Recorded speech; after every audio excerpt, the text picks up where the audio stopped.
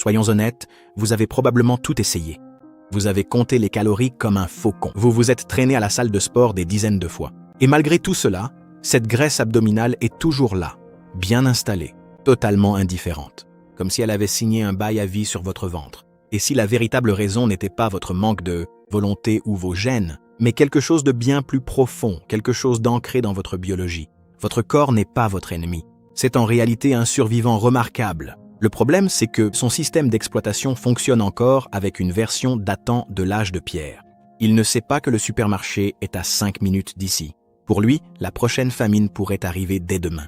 Cette graisse abdominale tenace que vous essayez désespérément de perdre, votre corps la considère comme un trésor de guerre, une réserve d'urgence, une police de survie. Il la garde non pas pour vous frustrer, mais pour vous protéger. Et lorsque vous décidez de restreindre drastiquement votre apport alimentaire, votre cerveau ne se dit pas « super, nous allons pouvoir remettre ce vieux jean ». Non, il déclenche une alerte rouge totale. Famine imminente, verrouillez tout. Les hormones de la faim comme la gréline deviennent incontrôlables. Votre métabolisme ralentit au maximum et votre corps devient une forteresse. Vous pourriez perdre du poids dans vos bras, vos jambes, votre visage, mais votre ventre refuse de céder ne serait-ce qu'1 centimètre. Ce n'est pas une question de discipline. C'est de la pure biologie. Donc la vraie question n'est pas comment perdre la graisse du ventre, la vraie question est pourquoi votre corps refuse de la laisser partir. Et une fois que vous comprenez cela, tout change. Commençons par l'un des mythes les plus répandus dans le fitness. Si quelqu'un vous a dit que faire des abdos fait fondre la graisse du ventre, on vous a vendu l'un des plus gros mensonges de l'industrie. Le concept de réduction ciblée, c'est-à-dire brûler de la graisse dans une zone spécifique en ciblant ce muscle, semble logique à première vue, mais biologiquement, ça ne fonctionne tout simplement pas comme ça. Quand vous faites de l'exercice, c'est votre corps qui décide où puiser l'énergie et il ne tient jamais compte de vos préférences. En 2011, une étude publiée dans le Journal of Strength and Conditioning Research l'a prouvé de façon définitive. Les participants ont fait des exercices abdominaux pendant plusieurs semaines en espérant affiner leur tour de taille. Le résultat, des abdos plus forts, oui, mais aucune réduction de la graisse abdominale. 0. La perte de graisse est un processus systémique déterminé par votre équilibre énergétique global et par les hormones, jamais par des mouvements isolés. Ces longues séances axées sur les abdos, ces gadgets qui promettent un ventre plat en 10 minutes, ces routines virales pour brûler la graisse du ventre, ils passent tous complètement à côté du vrai problème. La clé n'est pas d'attaquer votre ventre, c'est de réveiller l'ensemble de votre métabolisme. Mais pourquoi votre corps stocke-t-il la graisse précisément à cet endroit? Considérez la graisse abdominale comme la réserve d'urgence de votre corps, stratégiquement placée près de vos organes vitaux, pour un accès rapide lorsque l'énergie vient à manquer d'un point de vue évolutif. C'était une ingénierie brillante à l'époque de nos ancêtres. Mais dans le monde moderne, où la nourriture est omniprésente et le stress constant, ce mécanisme se retourne contre vous. Votre corps ne fait pas la différence entre une véritable famine et votre patron stressant, vos nuits trop courtes ou le petit déjeuner que vous sautez. Pour une tasse de café pour votre cerveau, toutes ces situations sont perçues comme des menaces. Alors il conserve cette graisse abdominale au cas où. Plus votre corps reçoit de signaux de stress, qu'ils soient physiques ou émotionnels, plus il renforce le message. Ne libère pas cette énergie, on pourrait en avoir besoin. C'est pourquoi même les personnes qui mangent plutôt sainement et font régulièrement de l'exercice peuvent encore avoir du mal avec la graisse au niveau du ventre. Ce n'est pas de la paresse, ni de mauvaise gêne. Votre corps ne se sent tout simplement pas assez en sécurité pour libérer cette énergie stockée. Le secret n'est pas de lutter contre votre corps, mais de l'apaiser, et le principal responsable qui maintient votre corps dans cet état d'insécurité, c'est une hormone que vous connaissez probablement, mais que vous sous-estimez presque à coup sûr, le cortisol. Le cortisol n'est pas mauvais en soi, il est essentiel pour l'énergie et la vigilance. Mais lorsque ces niveaux restent élevés trop longtemps, quelque chose de dangereux se produit. Votre corps commence à stocker de la graisse, surtout au niveau de l'abdomen. Pourquoi là? Parce que les cellules graisseuses du ventre ont beaucoup plus de récepteurs au cortisol que les cellules graisseuses de vos fessiers ou de vos jambes. Elles réagissent beaucoup plus rapidement aux hormones du stress. Lorsque vous êtes constamment sous pression mentalement, émotionnellement ou simplement parce que vous ne dormez pas assez, le cortisol ne reçoit jamais le signal de s'arrêter. En conséquence, votre taux de sucre dans le sang reste élevé, votre appétit devient incontrôlable et vos cellules graisseuses restent bloquées en mode stockage permanent. En 2014, une étude de l'université Yale a révélé que les personnes soumises à un stress chronique avaient significativement plus de graisse viscérale, même lorsque leur poids corporel global ne l'était pas. Le responsable n'était pas la suralimentation, c'était la réponse hormonale de leur corps au stress. Cela signifie que votre ventre ne grossit peut-être pas à cause de ce que vous mangez, mais à cause de ce que vous ressentez. Maintenant, démolissons un autre mythe que l'on entend partout. Beaucoup de gens accusent d'un métabolisme lent. Voici la vérité.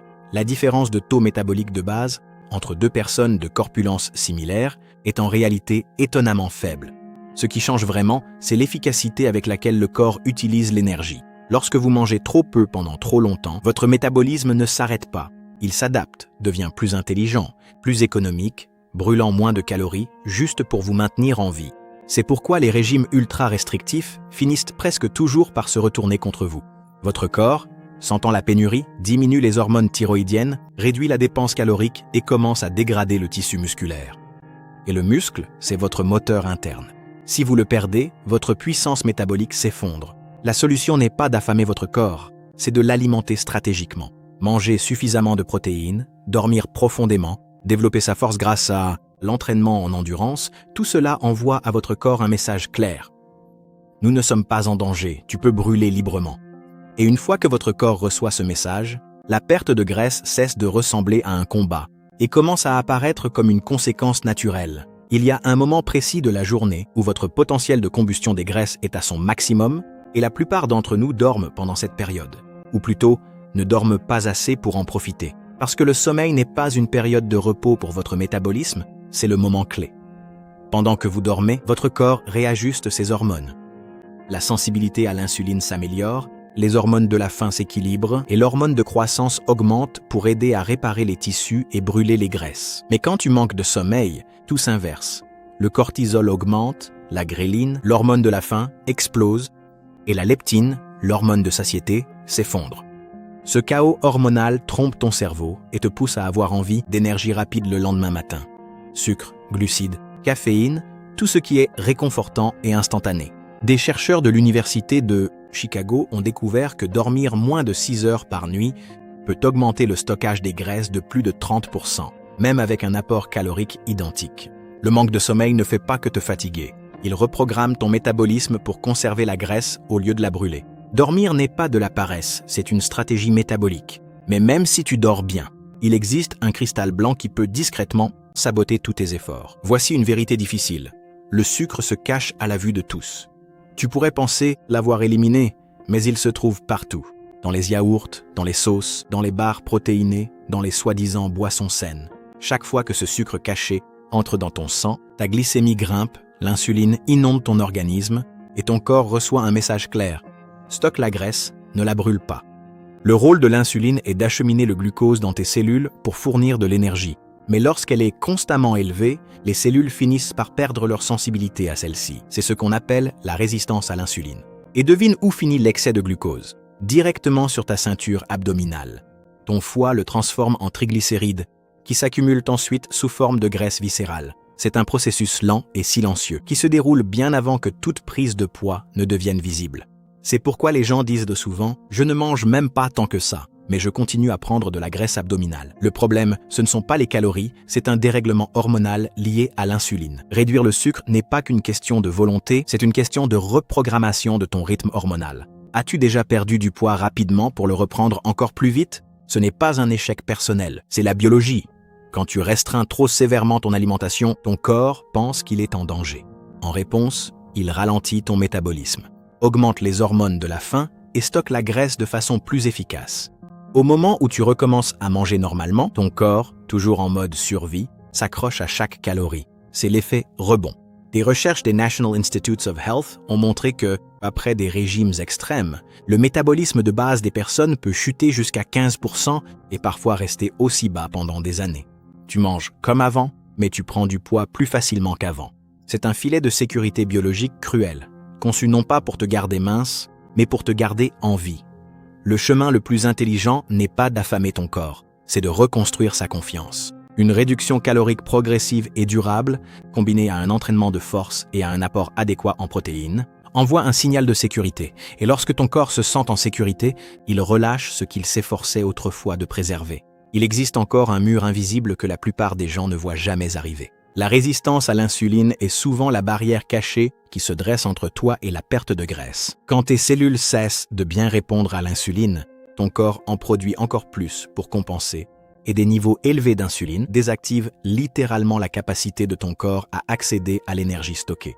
À la place, le corps continue d'envoyer du glucose dans les cellules graisseuses, surtout autour du ventre. C'est pourquoi certaines personnes peuvent s'entraîner tous les jours, manger avec précaution et continuer malgré tout à accumuler de la graisse abdominale. La solution n'est pas simplement de manger moins de glucides, il s'agit de restaurer la sensibilité à l'insuline. Cela signifie manger des aliments entiers et non transformés, laisser des intervalles entre les repas pour que les niveaux d'insuline puissent redescendre et développer la masse musculaire grâce à l'entraînement en résistance. Chaque répétition, chaque bonne nuit de sommeil, chaque repas nutritif rééduque lentement ton corps à répondre de nouveau à l'insuline. Et une fois que cela se produit, ton métabolisme se réveille. La combustion des graisses devient naturelle, constante et sans effort, pas forcée ni temporaire. Et en parlant d'exercice, tu perds probablement ton temps avec le mauvais type de mouvement. Tu l'as sûrement déjà vu. Quelqu'un passe des heures sur le tapis de course, transpire à travers son t-shirt, mais son ventre ne change presque pas. Ce n'est pas parce que le cardio ne fonctionne pas, c'est parce que ton corps priorise l'utilisation de l'énergie différemment. Pendant les longues séances de cardio à intensité constante, il brûle un mélange de graisse et de glucides. Mais il s'adapte aussi rapidement, devenant plus efficace et finit par brûler moins de calories pour le même effort au fil du temps. L'entraînement fractionné de haute intensité, en revanche, crée ce qu'on appelle l'EPOC, la consommation excessive d'oxygène après l'exercice. C'est le nom technique pour ce qui se passe lorsque ton métabolisme continue de brûler des calories pendant des heures après la fin de ton entraînement. L'entraînement en force a un effet similaire en développant la masse musculaire qui, comme tu le sais maintenant, est de l'or métabolique. Les vrais tueurs de graisse abdominale ne sont pas les séances de cardio interminables. Ce sont les entraînements qui développent la masse musculaire, qui sollicitent le corps par des efforts brefs et intenses et déclenchent des réponses hormonales qui durent. Il ne s'agit pas d'en faire plus. Il s'agit de faire les bonnes choses, de façon plus intelligente. Maintenant, voici quelque chose qui pourrait sembler presque spirituel. Désolé, mais c'est de la science pure et dure. Ton état émotionnel a un lien direct avec ton tour de taille. Lorsque tu subis un stress chronique, de la colère, de l'anxiété ou de la tristesse, ton cerveau libère du cortisol et de l'adrénaline, les mêmes hormones de survie qui ont autrefois aidé nos ancêtres à échapper aux prédateurs, sauf qu'aujourd'hui, ces menaces sont émotionnelles et non physiques. Elles persistent jour après jour, maintenant ton corps dans un état de combat ou de fuite de faible intensité. Ce cocktail hormonal ordonne à ton corps de stocker de l'énergie, et où la stocke-t-il en premier? Autour de tes organes vitaux. La graisse abdominale devient littéralement ton armure émotionnelle, un rempart entre toi et le monde. En neurosciences, cette connexion s'appelle l'axe intestin-cerveau, et ce n'est pas une métaphore.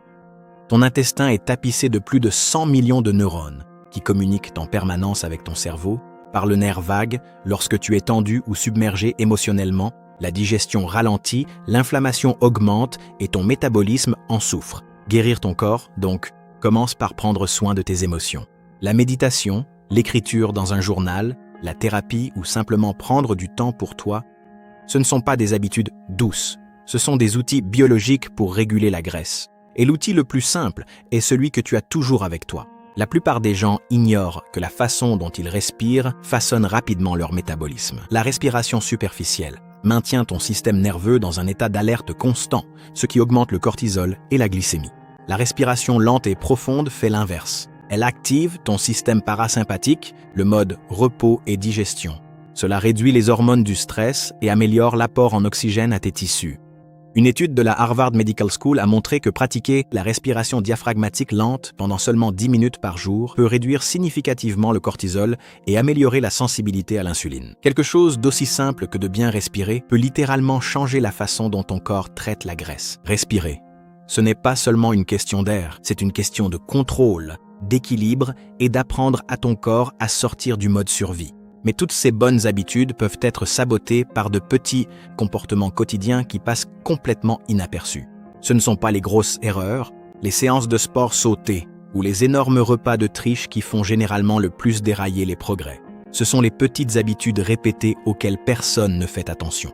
Faire défiler ton téléphone au lit la nuit, le stress de fond entre les réunions, rester assis pendant des heures sans bouger, chaque petite décision compte. À chaque instant où ta posture s'effondre, à chaque gorgée sucrée prise juste cette fois, tout cela s'accumule en signaux hormonaux qui disent à ton corps de conserver la graisse. Les recherches montrent que rester assis plus de 8 heures par jour réduit l'activité des enzymes responsables de la dégradation des graisses dans ton sang.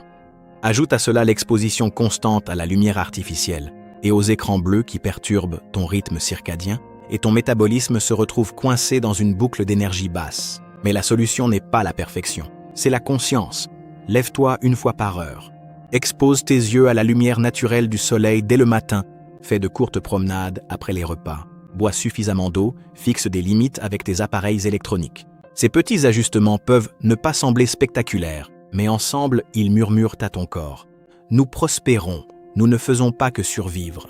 Voici le paradoxe fondamental que tu dois intégrer. Plus tu te restreins, plus ton corps résiste. La vraie perte de graisse ne vient pas de la punition, elle vient de l'équilibre.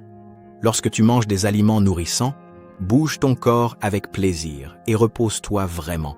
Ton métabolisme se réajuste naturellement, tes hormones se stabilisent, les envies disparaissent et ton corps recommence enfin à te faire confiance. La science appelle cela l'homéostasie, l'état d'équilibre intérieur que ton corps recherche constamment.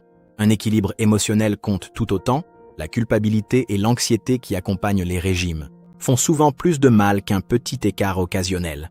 Des études montrent que les personnes qui savourent leur repas sans honte digèrent mieux les aliments et maintiennent un taux de cortisol plus bas. Le secret n'est pas de manger moins, mais de vivre plus pleinement. Le corps humain ne répond pas à la privation. Il répond à la sécurité, à la régularité et à une vraie alimentation. Quand tu trouves ce juste équilibre, les résultats ne durent pas seulement quelques semaines, ils durent toute une vie. N'oublie pas de t'abonner à ma chaîne YouTube pour en découvrir encore plus du contenu comme celui-ci.